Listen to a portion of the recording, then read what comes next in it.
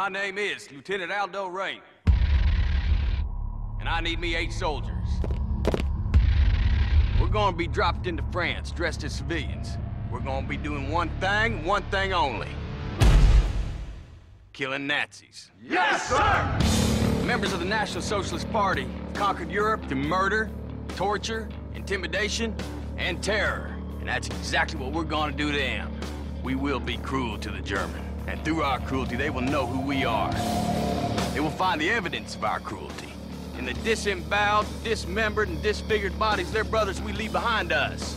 And the German will not be able to help themselves from imagining the cruelty their brothers endured at our hands, and our boot heels, and the edge of our knives. And the German will be sickened by us. The German will talk about us. And the German will fear us. Nazi ain't got no humanity. And they need to be destroyed. Each and every man under my command owes me 100 Nazi scalps. And I want my scalps.